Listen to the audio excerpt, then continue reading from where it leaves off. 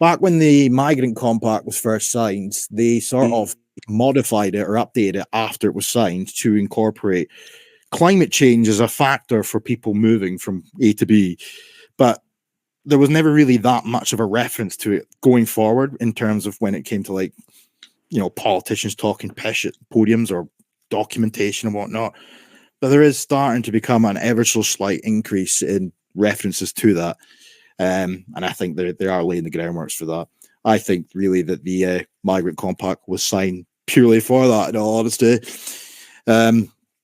Because their excuse at present, obviously, is the migrant crisis, right? Okay, well, it's this so-called crisis. Surely that could be resolved and stopped and prevented going forward. So they're going to need another excuse, aren't they, to continue the fucking overflow. What better way than to pretend that they're all these black people that have melanin in their skin, you know, so they can withstand hot temperatures. They need to come here because it's too hot. Aye, right. But this, I don't know if you've seen this article before. Have you? Neil Kelly's big read. Aye, in fact, I believe that we have actually spoken about that on stream. If no, you've at least done a video on it. Aye, I did it. Like, I think it was like the end of 2021 or something. I made a video on this.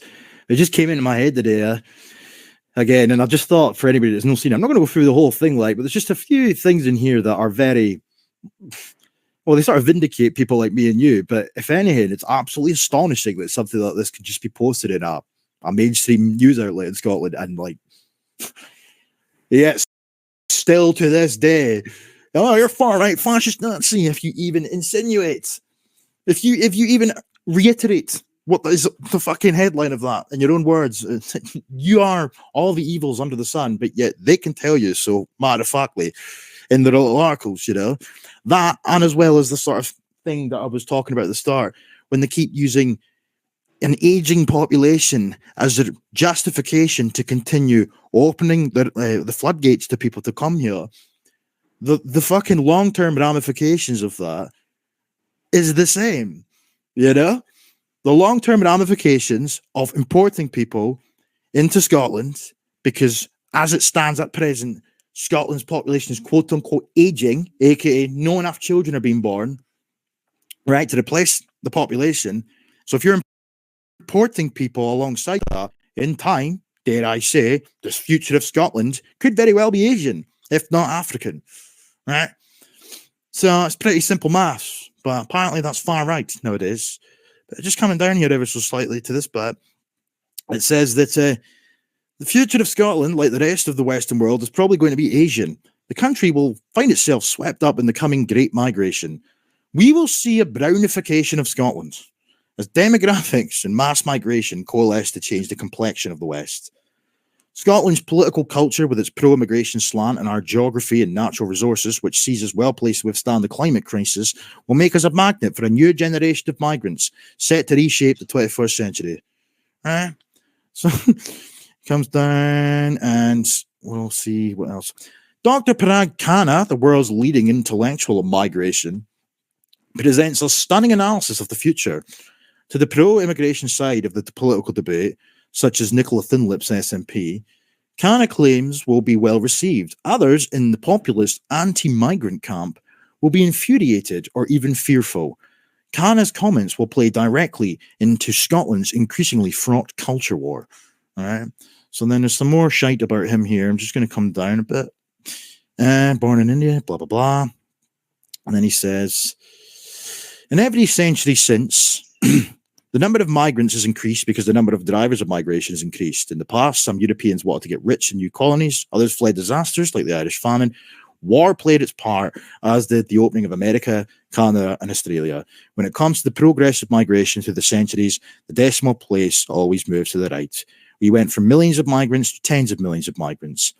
And by the end of the 20th century, we've got hundreds of millions of migrants.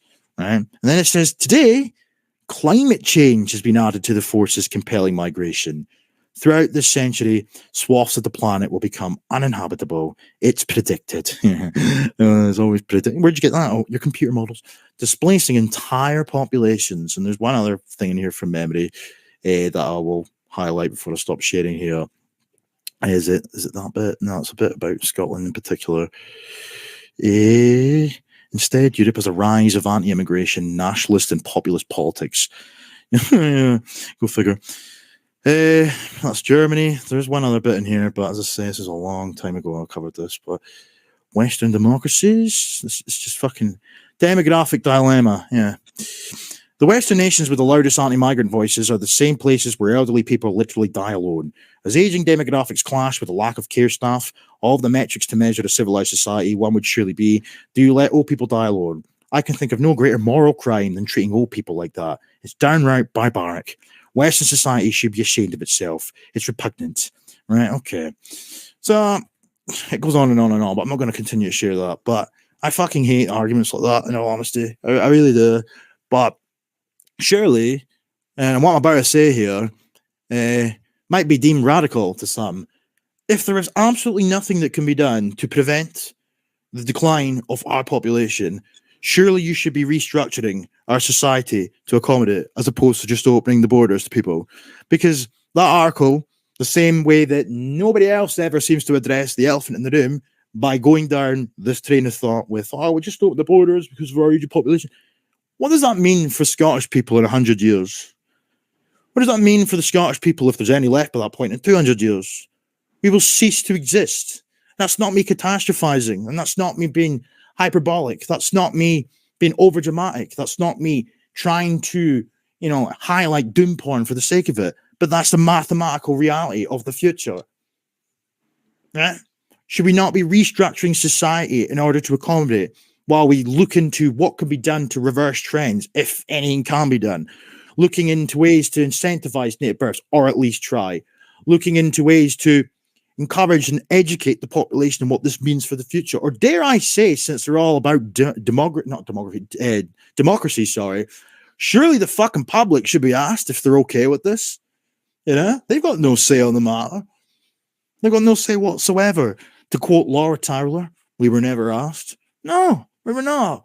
It's just commonly accepted there's a political consensus that Scottish birth rates are declining, so we need immigration powers to be devolved in order to solve that problem. But nobody at any point ever talks about what that means for the future. Never at all. I completely agree with that. I mean, I'd seen a video recently, and it was a Chinese lassie, and she was talking about that the world could be Asian. And see, mathematically, the way she lays it out, could be done in 2 generations. It would kind of set you up in a 10-year period, and the majority of white men could find themselves in a position where basically they're just falling into positions with Asian women, and they're just birthing machines, as you already know. Scotland, for being such a small-sized country, you look at cities like London, and it's took several years to get to the point now where things are really in a shaky peg. That's a fraction of the time for this country. And, by a large part, there's like a whole load of European countries that fall into that. You're talking like Balkan nations, places like Croatia, Slovakia, Slovenia, Herzegovina. You've got places like Norway, Finland, Lithuania, Estonia that would just be in a flicker of an eye.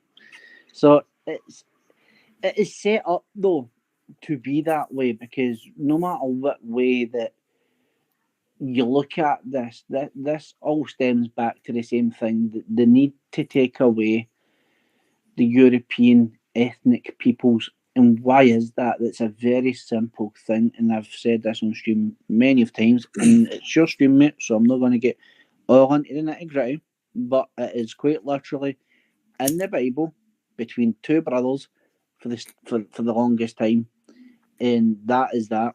It is been foretold, it was happening, it is happening, and it's going to continue to happen to such a point.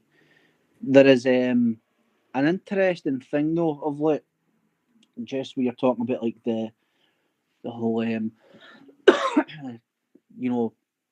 climate refugees, and there's going to be a lot of places and that are not going to become basically viable to live, and you've got all these nutcases like Zuckerberg buying up land and basically making it their wee getaway bunkers. And this seems to be a trend that's been getting popularised and more momentum as each year passes. And a lot of people think maybe it's the polar shifts happening. Maybe there is an element of climate change. Maybe there's some unbeknown reason to us to why that keeps happening. Well, truth be told, folks, you go to the book of Revelation, you go to chapter 6, and you read from 15 onwards, it kind of lays that out. Kings of the earth, great ones, generals, rich and powerful, and everyone will hide themselves in caves among the rocks and mountains. Fall on us and hide from us, for he who is seated at the throne, the wrath of the Lamb that shall come. All this stuff already foretold. Have no fear, because the people who are the persecutors of this world will be wiped away in quite literally the bat of an eyelid. They will have their day of judgment, and it will be beautiful. And I don't really care. I'm not really scared.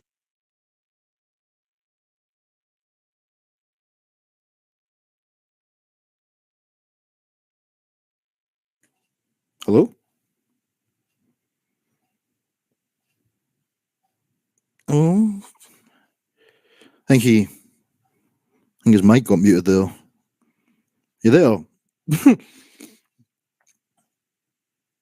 It just happened just as I shared my tab, so I don't know if I fucked something up. Oh, I don't know. He was on a wee roll there too, but can anybody hear me? Aye, for anybody that's in the chat. So it's no me. Who else is still here? Steve Craig, you're back. Hello, bud. And Stephen Smith. Hello. I don't know where he went. Scots, can't hear you, bud, if you are still there. Yeah, I think he might have. It was just as I shared the screen, though, which was weird, so I thought maybe I'd done something. But, yeah. I'll see if he comes back. But, no, they're definitely... well said. Then he just got out. It's just... They've always got an excuse for immigration. Always. And then, obviously, the sort of pushback that is received... That's people are just chastised. I'm going to play this video in a second.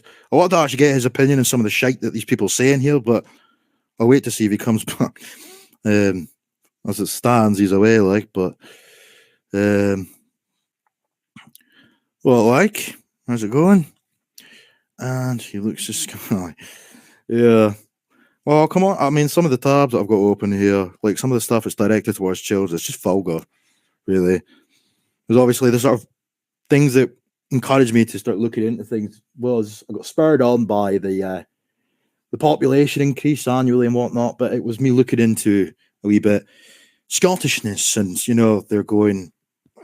they're trying so hard to present children with these just toxic lying resources all about Scottishness and identity and whatnot. And I think it's all been done in order to normalize and ease the process of mass migration. You're going to have a much harder time importing people to have children on your behalf if there's a sort of common accepted fact that there is a distinct ethnic group, an indigenous group within said country, because naturally then an influx of people who look nothing like them, an influx of people who in time will have children on their behalf and begin to outnumber them, they're displacing the indigenous. So we have to eradicate that fact. We have to eradicate the difference between the indigenous and the non-indigenous, the native and the non-native. We have to create a narrative, redefine these words and create a narrative that we're all one. Therefore, it makes it easier, It makes it more palatable, shall we say, because there's nothing questionable about importing people to come here and have children on our behalf if we're all one. That's what I think is going on here, as by and large. And partly that, right? But also on top of that, it plays into ever so slightly the sustainable development regime, which of course wants to eradicate the nation state. And how do you eradicate the nation state? Well, you have to obviously get rid of sovereignty. We don't have that anymore. That's a redundant term. But you have to eradicate the concept of national identity, which is exactly why they're going after it. Which is why there is myriad of different policies, and especially in the educational sector, that is geared towards redefining national identity. So much so that it's inferred that it's racist to assume that Scottish people, phenotypically speaking, happen to be white. It's racist. We're all one. We're all Scottish. Scotland's always been diverse and multicultural. Immigrants built Scotland. Did they? What's their examples? Fucking Vikings. Oh yeah, they really had a major impact on Scotland. But yeah. When I think of a Highlander, that guy's exactly what I'd imagine. What? Oh, yeah. All right. What happened? That you're there? Are you? Was it just your internet? No, I got a phone call. I can't stay much longer, but the minute the minute you put this chap up with a nose like that and an interesting appearance, I thought I need to go back, because I'm sure this guy's going to kind of tell us along the lines of, we are out supporting the independence cause. We are here because we demand justice for Palestine. We are all Scottish and we are going to get us over the line, and we will all live in harmony, because at the end of the day, Allah wills it. I'm guaranteeing it's going to be something cross-lined like that. Well, let's see how close you are to the truth, huh? It's highest because of the Tory government and the Home Secretary, Swallow government, or the former Home Secretary. Secondly, the war is going around, like in Palestine, the war in Ukraine, the hate against asylum seekers and migrants. So St. Andrew is very special. I think today's a really important day, and it's been on the trade union calendar for so many years, and the STUC continues to be at the forefront. And I think we're challenging the anti-racism regime along with fascism, and the current situation that we have in Gaza, I think it's just made us all the more aware about the importance of being a collective and fighting and standing together, challenging racism every day. I would say over the past at least 5-6 years, there has been an increase of negative thoughts towards migration, and I think our politicians play a huge role in this, especially the Conservative Party with their policies. We've got the Illegal Migration Act 2023 at the moment, and that's going to put a significant pressure on people who are arriving to the country. I'm here today to say no to racism, and in one word, communities for all. I don't think I'm going to say any more to that, to be honest. You were quite on the ball with the first guy, but isn't that a pretty picture what's on the screen right there? It's, do you know what? I'm sick and tired of this rhetoric, right? First and foremost, right? Let's get absolutely clear. Do I be talking about St. Andrew, right? Aye. This whole narrative of St. Andrew would have appreciated this, and St. Andrew would have wanted it. Bullshit. St. Andrew wouldn't have had any use fucking muppets in this country. That man was a Christian warrior, first and foremost. Secondly, he was the son of Jonah. He was Greek, for fuck's sake. He never looked anything remotely like they people. That man was an apostle and a martyr and died, and he's your patron saint and should be respected as such.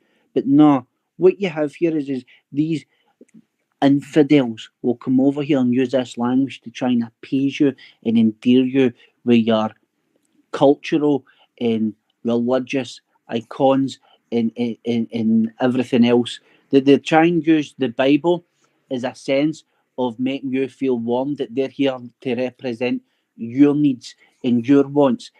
And this is the fine detail that is in Islam.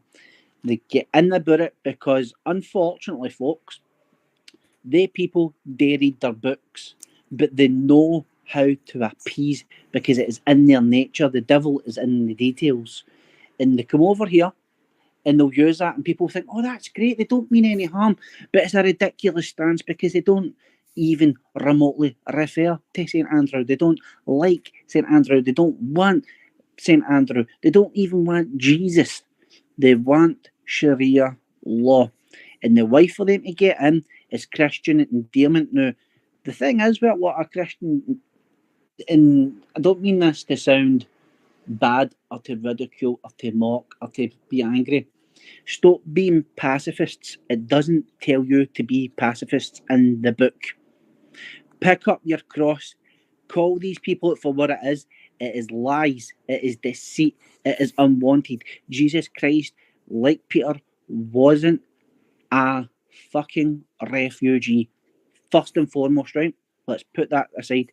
The second part is the Palestinian conflict to be tied into the Ukrainian conflict is an absolute piss take, considering that the Ukrainian people historically have been getting bombarded a lot longer than the inception of fucking Palestine. And the reason why we know this is because if you look at ancient maps, you can go back in that part of the land was called the part of the Ottoman Empire. It was British Mandate. It was under all sorts of different names, but it was never known to Palestine until recent times. That is a fact. The longer the maps, the harder it is to find. That's the second thing, right? The third thing here is the clash of culture. The clash of culture that comes in very subtly and nicely and appeasingly, like I said earlier on, but it totally erodes your identity, it erodes your culture, it erodes you as a kin with your neighbours, it erodes everything that your ancestors stood on that rock and decided to build upon a country, a nation, and a people for you.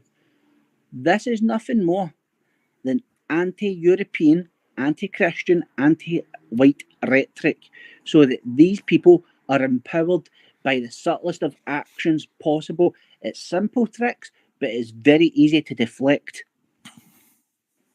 Well said.